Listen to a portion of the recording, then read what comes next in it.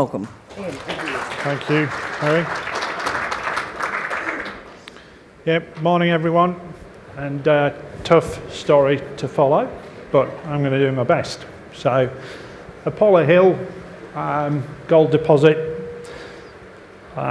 working very hard to make this Australia's next new major gold mine as soon as possible. Location, we're in the heart of the Eastern Goldfields on the Walloon and Norseman Belt, central strategic land position in probably what's the hottest kind of corporate activity region. But the other key points on that slide is 1,000 square kilometres of contiguous strategic tenure right in the middle of that belt. Greenfields exploration, good infrastructure, gas pipeline, road, rail, good gold infrastructure importantly in the region, which gives some options for some of the deposits we might be finding from time to time.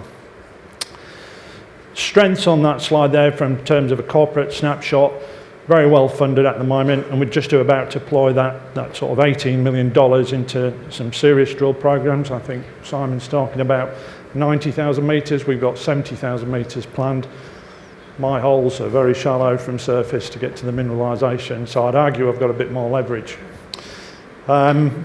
We put our preliminary economic assessment out on the graph on the right there, and you can see the EV to actual asset value gap, which I think shows we're heavily undervalued at the moment. We have a very strong register in that 63% of that is actually institutional. About 34% is some large North American institutions, and arguably one of the second biggest ones in the world, particularly in terms of precious metals. So this is starting to be recognised as a real, world-class strategic asset. Other things, 308 million shares on issue, and we've managed that through, I suppose, some careful prudential management, but an excellent discovery cost per ounce. Apollo Hill is a bulk tonnage heap leach deposit. Heap leach is a little bit different in Australia, but if I start from the mining first, you can see the ore zones in that pit. It's practically all ore. The strip ratio on that pit's 1.5 to 1, and that really is down the low ends. Usually these kind of Archean deposits, the better ones end up being about 4.5 to 1. So that's the first cost advantage. It's one big block of ore, which means mining scheduling is much simpler, and mining scheduling translates to lower costs. And because of the size of the deposit, we actually attack it with much bigger equipment. To give you some idea of the scale on that pit, that's not too dissimilar to the cutback, the last cutback on the super pit in Kalgoorlie. And it's not till you actually stand on this asset that you start to get some concept of the scale of what we're dealing with here.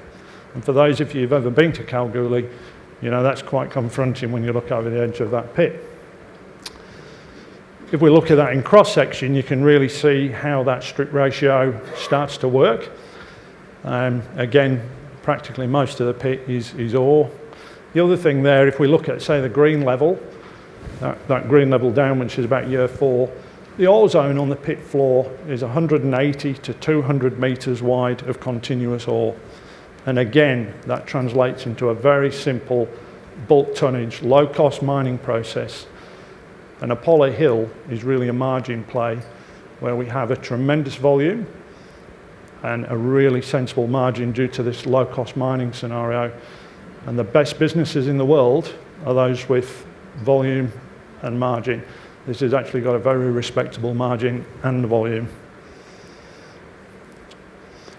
The other reason it works is probably one of the simplest, cleanest metallurgies you'll see in any gold deposit. All the gold is in grains. There's grains in the quartz veins only. And what we can do is simply by crushing the rock, which is much lower cost, much lower energy needs, much lower capital intensive in terms of we don't need as big a power station, all again really pushing that cost structure down. We can get an 8 mil crush, 75 in our study, but 78.6 in our actual test work, which is repeatable and repeatable again without really putting all that extra processing effort in. And on a global scale for heap leach deposits, that's up there in the sort of upper half to even upper quartile of recovery levels. It's also no carbon, no copper, no arsenic, very low reagent levels, again pushing the cost down. We've just done work at 4 mil crush, which isn't actually a much more effort either in terms of capital or energy requirements, and hit some results which given us another 10%. Now, to put that 88% recovery in context, a lot of operations will have to grind to 125 microns to get around 92%. So 250 microns to get around that level. So that, again, is really offering a much lower cost processing route. So you look at those bulk tonnage economics and a very simple processing flow sheet, and we really start to push that cost curve down. Our test work has been remarkably consistent. If I look at the graphs there, very narrow, repeatable band, irrespective of rock type, irrespective of grade. We see that excellent recovery just repeat again and again and again. And that consistency, again, transforms into a very simple mining schedule and a very simple stacking schedule onto the pad. All that's translated into a mining study, which we put out last year, which was basically 10 million tonnes for 10 years.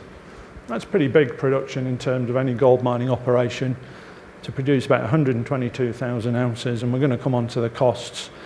And I suppose the point on that graph there again is that simplicity in the schedule. Constant tonnage, constant grade right across the life of mine. What that means is we don't have geologists running around on the pit floor marking out little ore zones, again pushing your cost structure down. Heap leach, again, not that common in Australia. I think we have probably 2 operations in play. One is Newcrest with Telfer. The other one is actually just started up in Kalgoorlie in Western Australia. So I suppose that speaks for the point that in Western Australia, these deposits do operate, they can be permitted, and we're very familiar with them. 46% of the gold in the world is produced by heap leach, just not in this country. So it is conventional, well understood. And I suppose we're really sort of bringing that to this type of deposit because it's, and they're arguably the biggest, lowest cost producers in the world, and I'll show you some of those deposits later. Last year we actually put our study out. We used this company CPC in the bottom right hand corner there to do our study. We used them because last year they built, not did a study on, or PFS, definitive feasibility, actually built and put into commission a heap leach plant in West Australia, 10 kilometres outside Kalgoorlie. So we got, I suppose, in this capital cost here of 304 million, again, it's for a big plant, slap bang up to date and local cost. So I think our study is of, I suppose in CPC's words, they said we were plus or minus 10%. You wouldn't normally see that at this sort of preliminary economic assessment level, so a high integrity study. All-in sustaining cost, that face shovel there that you see on the left, again is about the same size, you'll have the bucket the same size as the one on the top of the super pit, and the gentleman sat in that moving the levers X times a day would probably move 6 times more dirt because of the size of that shovel for that one wage, again pushing the cost structure down. So when we actually look at the all-in sustaining cost, $4.50 a tonne for mining. In our belt at the moment, in the sort of salad days of some of the bigger pits, say King of the Hills with Red 5, we're seeing about $5.50 lower cost. Processing cost $9.42 for a milling operation to attack this ore body. The best of the best are probably doing about $17.50. And this is how this bulk tonnage heap leach starts to translate, and how, despite Apollo Hill, you know, the elephant in the room being the lower grade and puts people off, I'm not interested in the grade, I'm interested in the margin I'm creating between my grade and my cost. That's the important bit. And then when you think about times in that margin, which is actually about $24 a tonne today, times 10 million tonnes per annum, that's $240 million free cash flow if we use today's gold price. Put that in context, Ramelius probably produces about $350 million free cash flow from all its mines and operations, which starts to show you the size of this operation. Here's the financial outcomes. When we put this study out last year, I think we had a sort of a sensible net present value of about 388 million. The NPV to capex ratio was about 1.4. I was always taught if you could get an NPV to capex above 1, you were starting to have a sensible project and you could start to have some discussions with people. Payback under 4 years, this was looking at 2.8. We were really starting to think we've got a project here. We did our study at 2,665 gold, and if we think today, 3,700, that's a different margin. I put some sensitivities there on the table, above the table at 3,300. And I suppose the point here is this deposit is highly leveraged because of that margin and volume to the gold price. So I think even at 3,300, we're heading on towards $1 billion NPV, an incredible IRR, internal rate of return or payback. And I probably today, if we see this sustainably high gold prices, this is really going to help us with project financing. And that's a picture of the Bambourough operation in Kalgoorlie, just for scale and context. That's probably about 100th of the size of where this deposit's going to end up at the moment without any exploration drilling. Sensitivities we've talked about, that graph's now out of date because of the prices. I'd need to widen the page a bit. The other concept we have is we're permitting at the moment a bulk sample pit and pilot plant. Now those two little pits in the middle there, they're about 1.2 million tonnes. We've grade control drilled them. We've done all the environmental study work. We've put water bores in. We've developed our bore field well ahead of time. And this pilot plant study concept has done a couple of things. One, it gives us the option, if we take it, to start standing on our own feet and producing. The capital cost on something like this is probably going to be about 1/10 the cost of the big capital cost. And for a company, a more junior company, that's a manageable chunk for us to make. I suppose developing those bore fields ahead of time has given us security over water. Usually people don't think about that till the last minute. We've been thinking about it for years. The environmental permitting work and study work to get those pits ready has actually been done for the big project as well in the big grey pit. So it's doing a couple of things in terms of accelerating our development paths. What that looks like, that's a 1.2 million tonne processing plant. We work on a sort of contract crushing basis to keep the capital down. Gives you some idea of the scale of the pilot, which is actually, if we think about it in terms of the big project and the opportunity, that pilot plant is a 100th of the big project.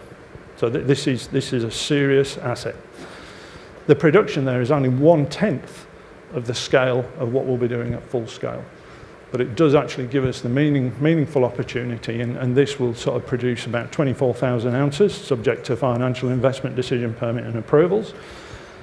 But the capacity on that pad, if we chose to continue, which is always an option, if we needed to bridge through perhaps to full-scale production or until we've got our full-scale studies done, could actually take about 2.8 million tonnes on that pad.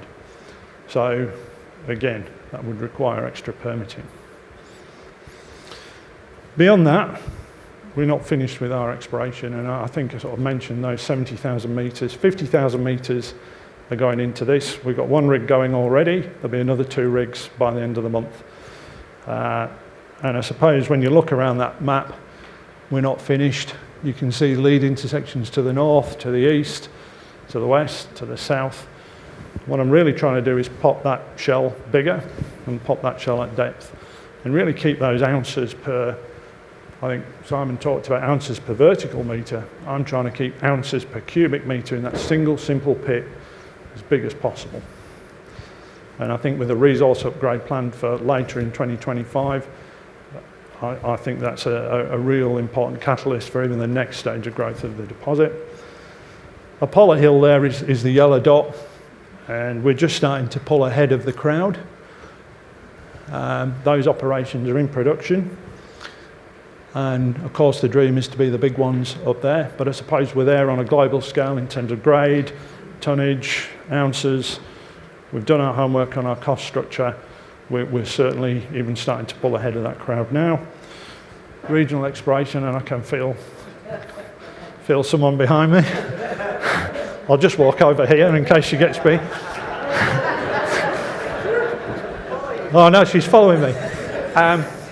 We'll also do 20,000 metres on this regional terrain.